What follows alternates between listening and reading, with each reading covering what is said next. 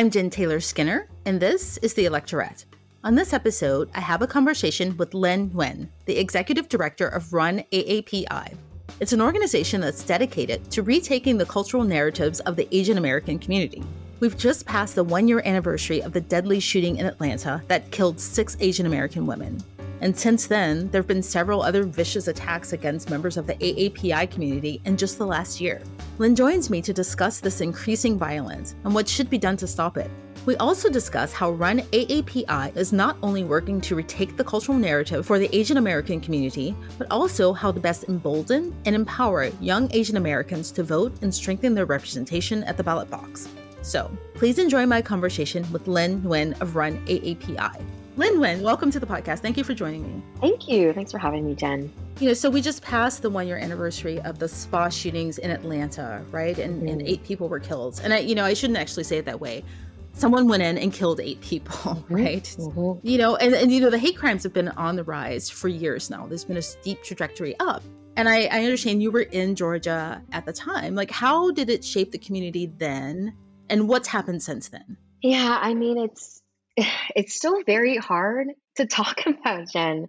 I mean, it's so important that we do remember what happened. And thank you for being very intentional with explaining how it happened, right? Because this was every single move that shooter had made was very intentional. And we knew that. We knew exactly what was happening. But I had a chance to work so intimately with the Asian American community in Georgia. And that was specifically to mobilize, to understand, to do the outreach, and to make sure that they understood their place in the election last year, not just for the 2020 election, but again, for the 2 very important, U.S. Senate seats that eventually we got Ossoff and Warnock into office. But the Asian American community, they played such a critical role in that.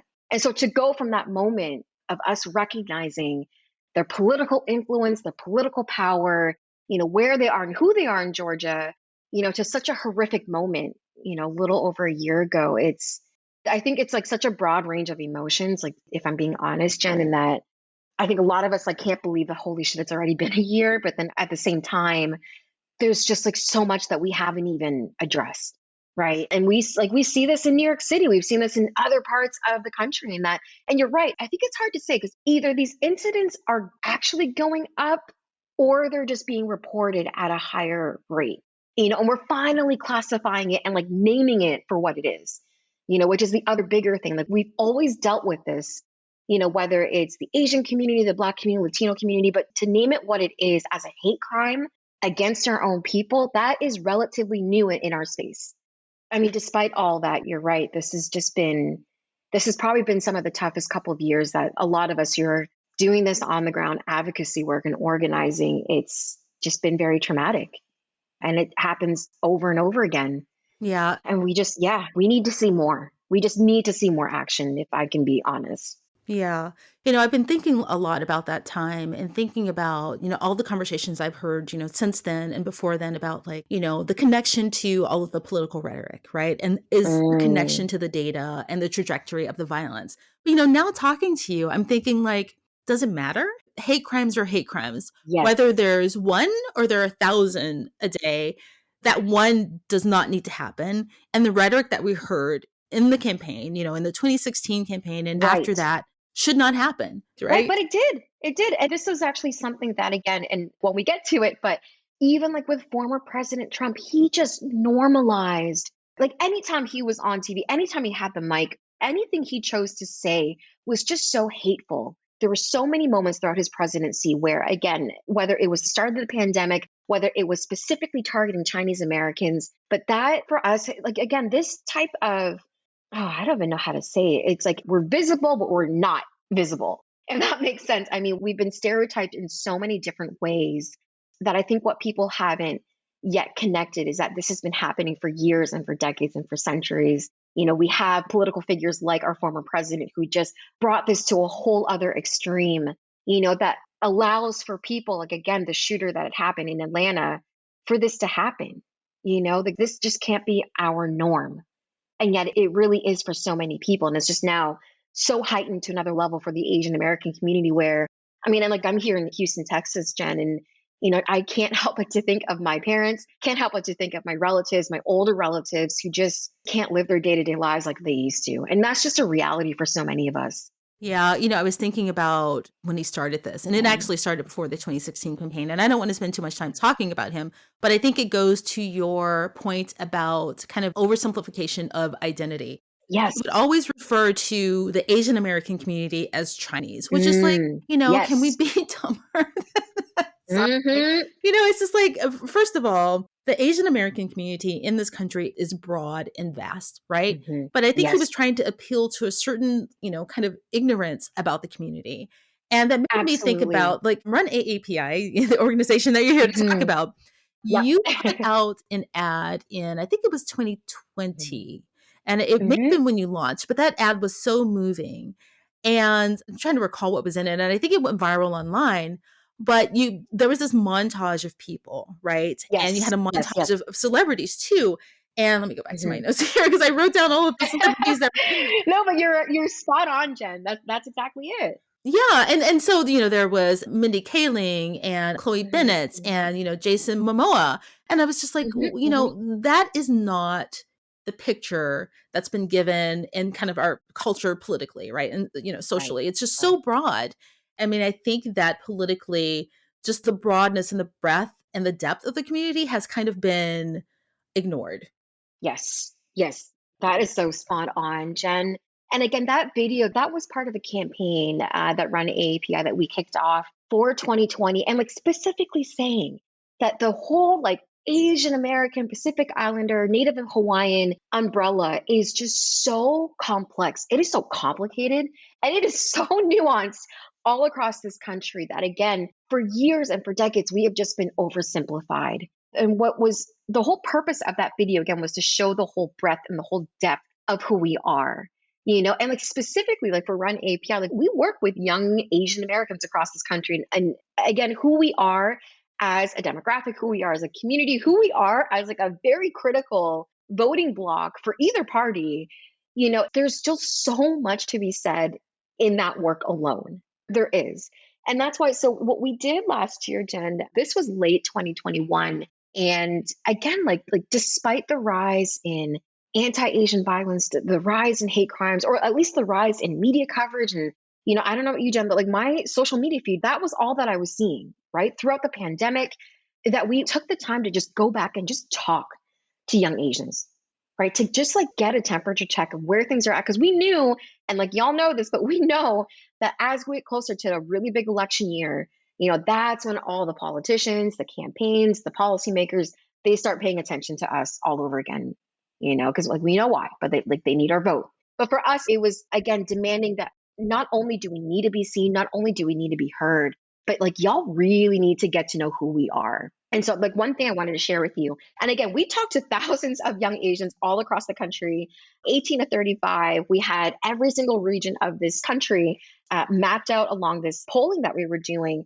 And that despite, this is like the shitty thing, but despite, our growing numbers, despite our like record breaking turnout in votes every single year in multiple states across the country. Georgia is such a good example, Jen, in our voter turnout, which was historical in 2020 and then again in 2021. Of the respondents that we talked to, 68% of young Asians have not been asked by a political campaign on either side to get involved. Wow. Wow. Yes, 68%. And this is what we have been saying for years, in that one, Asian Americans, the entire umbrella of Asian Americans across this country, we've been here, we've been political, we've been active in our own communities, and we give a shit.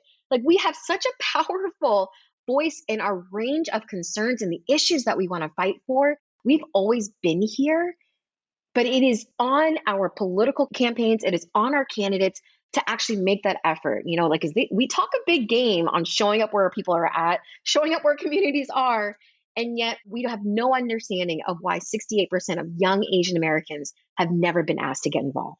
That's shocking. Yeah, that is shocking. That's like that's a lot. 68%, that's pretty high. I Yeah. mean, so what did you learn? Was this a formal survey or what did you learn Mhm. from talking to these young people on the ground?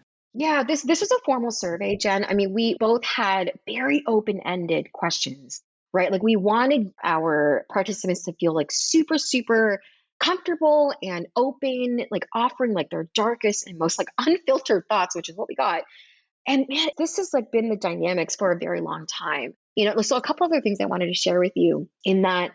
And again, like thinking through like what we have been through as a community in the last couple of years, whether it's been through the pandemic, whether it's been through the hate crimes, in that we still had 87% of our respondents still feeling so proud to be Asian American. And yet 50%, only half of the respondents, they had no strong sense of community within the AAPI umbrella. Within the Asian American Pacific Islander umbrella, 50% said they don't feel a strong sense of community there. Wow. And again, these are young Asians who, again, are growing in population. We are growing. It's like 24 million plus Asian Americans across this country. That population will continue to grow. That voting electorate is going to continue to grow. And yet, what's equally challenging is that even within our own community, a lot of young Asians still don't feel a sense of belonging within their own people.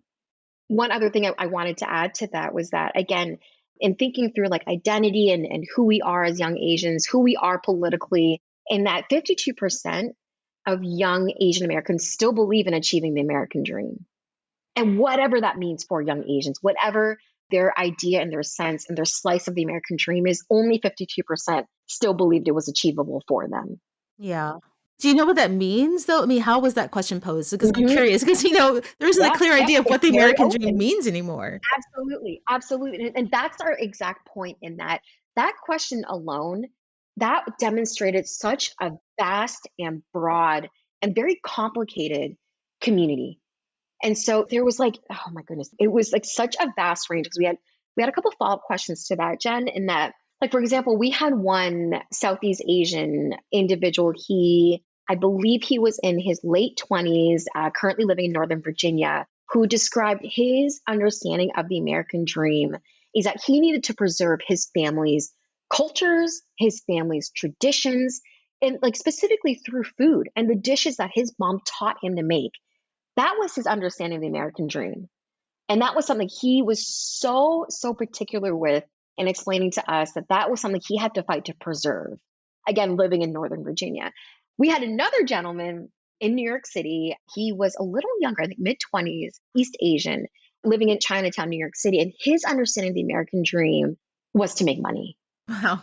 And that was a very quick answer. That one, he believed that his part of his Americanness was to make money and like build on like the entrepreneurial spirit of what it means to be American, right? And yet these are two individuals who also identified as Democrats. Wow. Yes. And so the research that we've been doing, the time that we took to go back into the field and just like talk to people again, right? I think like we kind of forgot how to do that in politics, just like talking to people without having to make it feel so transactional that we're asking for something, asking for their support. But we really just wanted to get a good sense because the research that we're releasing, which we just released a couple of days ago, our whole purpose is that we need to disrupt this conventional understanding of who young Asians are, and specifically in the political space. Were you able to get a sense of why they felt no connection to the broader Asian American Mm. community? I mean, that's a hard one, I would imagine. Oh man, it's a hard one. I think, in my opinion, Janet, and a little bit of our research did touch on this, is that there is just so much more to say when it comes to political, but also cultural figures that are well respected in our community, are well known in our community. And we asked that question straight up, like, can you name a political or cultural figure that you look up to? And we try to keep that question so broad, so open, and yet it was 43%, so just a little under half of the thousands of individuals we talked to couldn't even name one. Couldn't even name one Asian political or cultural figure that they look up to, that they are inspired by. I think right under that mark, I think it was like close to like 20% or so named Andrew Yang. Oh. And then it wasn't, yeah. And I have like a lot of thoughts on that. So I won't even start on that. But and then we get into individuals like our vice president, Kamala Harris, who is half South Asian. She was in the single digits. We had athletes like Naomi Osaka, again, in the single digits. Jeremy Lin, I think, again, not as well known with our younger generation, but was still listed a couple times, but for the most part, a lot of young Asians could not name anyone from our community that they are inspired by.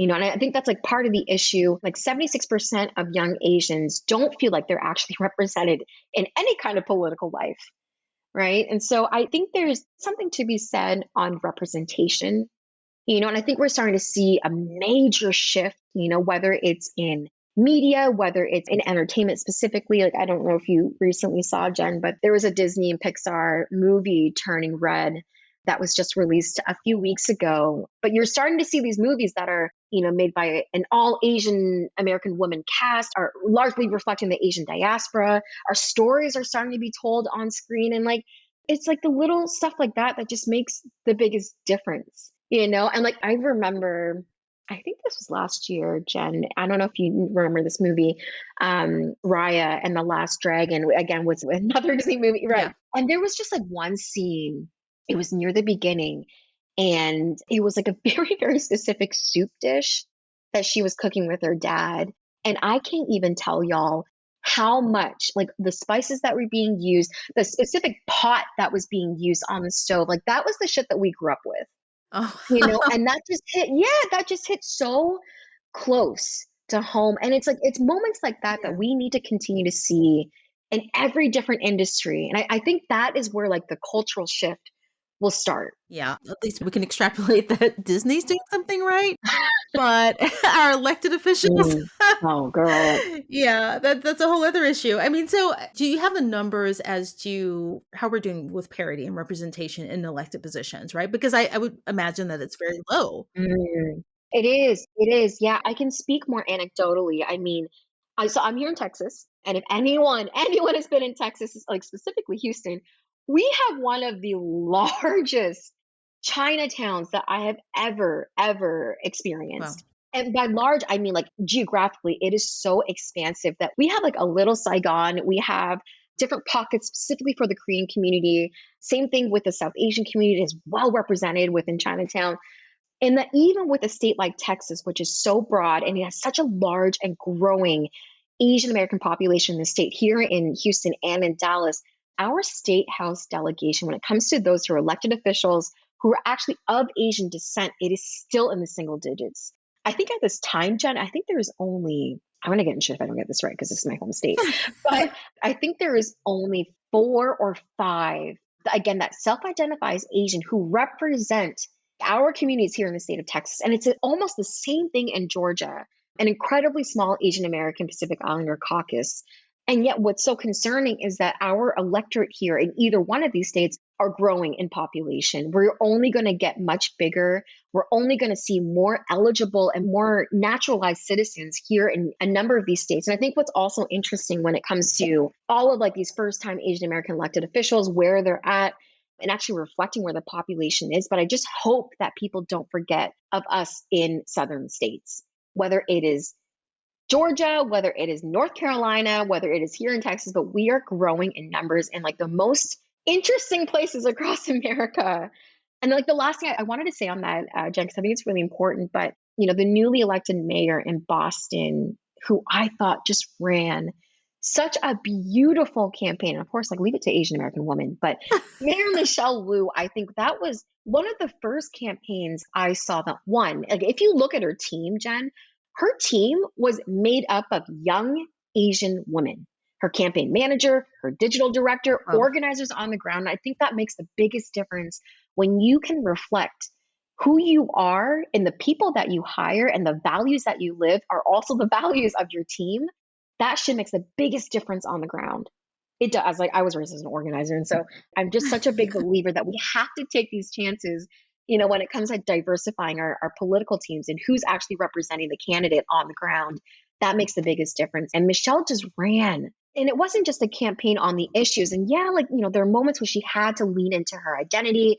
There are moments when she had to understand the complicated dynamics of a city like Boston.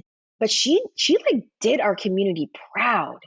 And she got the national support. Yeah. She got that attention because she just honored who she was as a woman, as a first time mayoral candidate, as someone who, understood the challenges of being undermined as an Asian American woman. And she just broke the status quo.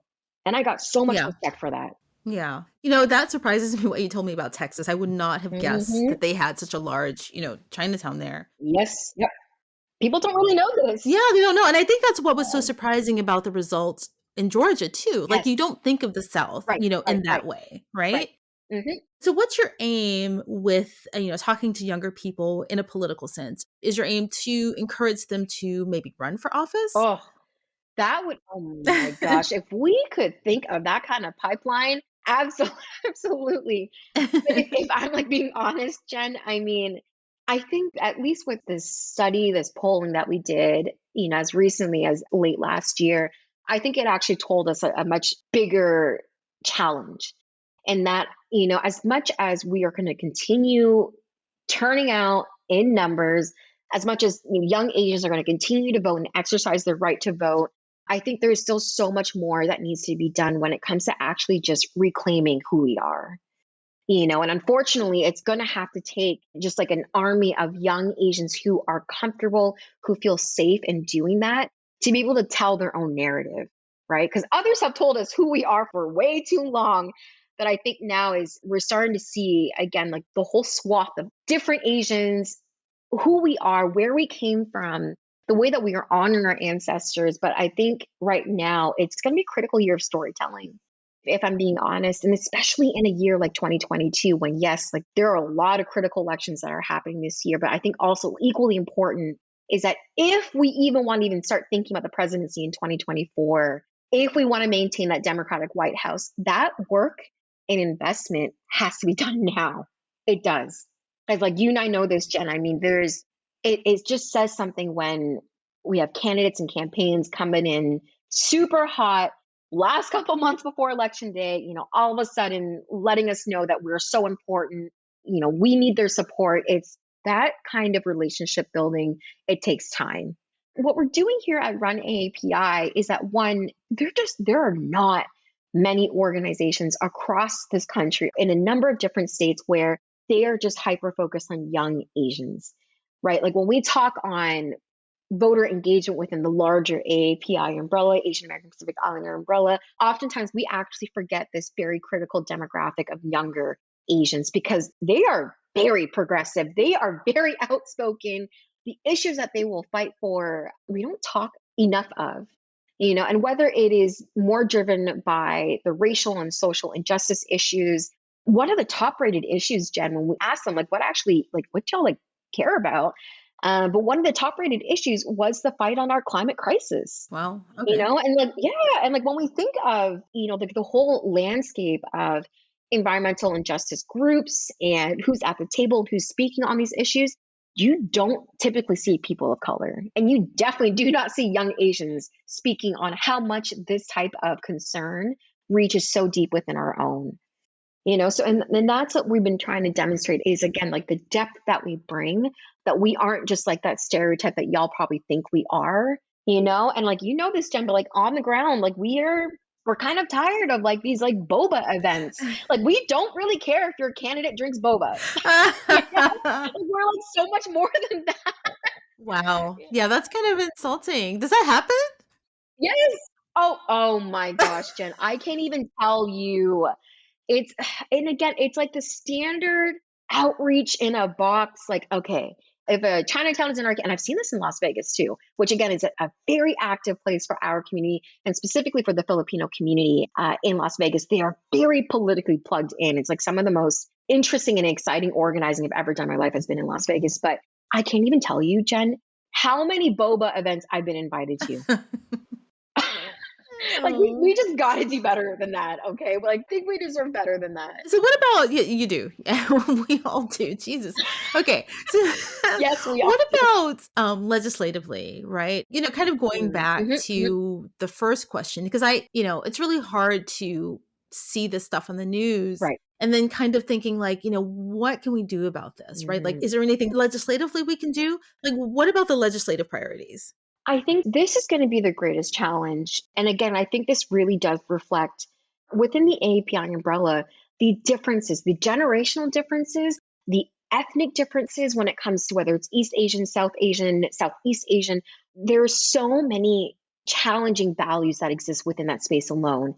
And, and we brought up that question, like, what policy changes do we need to see? And we asked that within our young Asian Americans that we were talking to last year, and that there is an equal amount of support when it comes to harsher punishment, when it comes to needing to fund the police so they can do, and again, this is me paraphrasing, but when it comes to funding the police to do their jobs, we need greater surveillance in our communities. We don't feel safe in our neighborhoods. And by safety, they're equating it to being sure that our police department and our task force, whatever, however you want to name it, is well equipped or is well resourced.